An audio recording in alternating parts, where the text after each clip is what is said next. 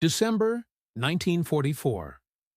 A biting cold has settled over the Ardennes forest, a vast expanse of rolling hills and dense woods stretching across Belgium, Luxembourg, and Germany. A thick blanket of snow muffles the world, creating a deceptive silence. For the American GIs huddled in their foxholes, this quiet feels like the slow, steady winding down of a terrible war. They're cold, they're tired, but they're optimistic. Christmas is just around the corner, and the prevailing belief is that the German war machine is broken, sputtering on its last fumes. They think the fight is all but over. But beneath the serene, snow-covered landscape, a storm is gathering. Unseen and unheard, one of the largest German armies ever assembled is moving into position. This isn't the end. It's the prelude to one of the most brutal and decisive battles of the Second World War. The silence is about to be shattered. Deep within his command bunker, Adolf Hitler, increasingly isolated and delusional, clings to a final desperate gambit. He sees a sliver of opportunity, a chance to reverse the seemingly inevitable tide of defeat.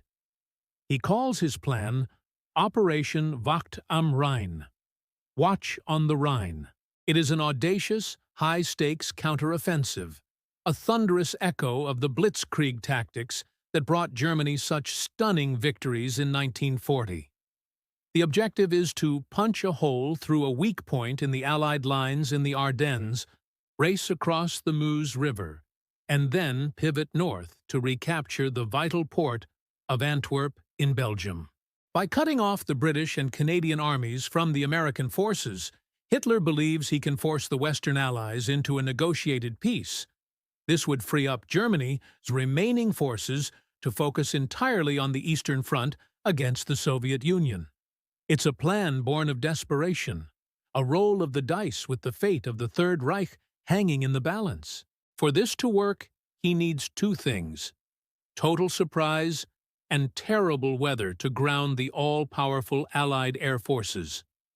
At 5:30 a.m. on the morning of December 16th, the Ardennes forest erupts. The silence is torn apart by the roar of thousands of artillery pieces. A creeping dense fog, coupled with low-hanging clouds and heavy snow, provides the perfect cover. Out of this gray, churning chaos, more than 200,000 German soldiers and nearly 1,000 tanks and assault guns surge forward. The American units in this sector are a mix of fresh, green divisions still learning the ropes and battle-weary veterans sent here for what was supposed to be a quiet rest. The shock is absolute. The sheer force of the German assault is overwhelming. Communications lines are cut, and units are instantly isolated. The initial reports reaching Allied High Command are confusing, dismissed by some as a minor, localized attack. But on the ground, it's a desperate fight for survival. Entire American divisions are caught off guard, fragmented, and in some cases, completely overrun within the first 48 hours. The German offensive creates a massive bulge in the American lines, giving the battle its famous name. At the heart of this chaos lies the small Belgian town of Bastogne. It's a critical crossroads, a strategic hub that both sides need to control. Rushed into the town just as the German advance is closing in are the paratroopers of the 101st Airborne Division, the Screaming Eagles, along with elements of the 10th Armored Division. They have no winter gear, limited ammunition, and dwindling medical supplies. Soon they are completely encircled, an island of American resistance in a sea of German forces. The weather is brutal, with temperatures plummeting far below freezing. Frostbite becomes as great an enemy as the German soldiers. On December 22nd, the German commander sends emissaries with a formal demand for surrender. The message is delivered to the acting commander of the 101st, Brigadier General Anthony McAuliffe. His response, scrawled on a piece of paper and delivered back to the Germans, is a single, defiant word. Nuts! This legendary reply galvanizes the defenders and becomes a symbol of American resolve against impossible odds. The men in the foxholes around Bastogne will hold the line, no matter the cost. While the 101st Airborne was defiantly holding Bastogne, a crucial meeting of Allied commanders was taking place. General Dwight D. Eisenhower asked his generals how long it would take to mount a counterattack. The famously bold and aggressive General George S. Patton, Jr., commander of the Third Army, stunned the room. He declared he could disengage 6 of his divisions from their current fight, pivot his entire army 90 degrees to the north, and attack to relieve Bastogne within 48 hours. It was an astonishing logistical feat that others thought impossible.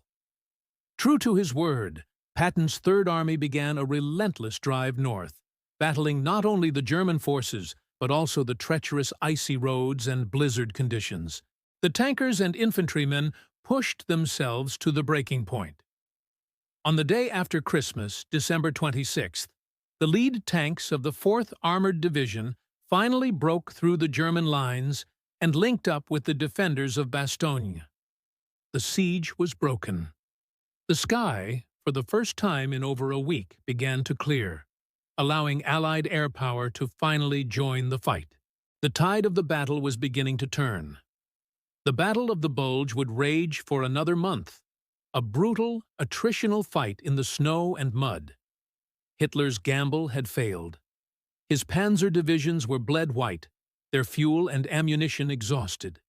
They had failed to cross the Meuse River, and their dream of reaching Antwerp had died in the frozen forests of the Ardennes. But the cost was staggering. The battle became the largest and bloodiest single engagement fought by the U.S. Army in World War II.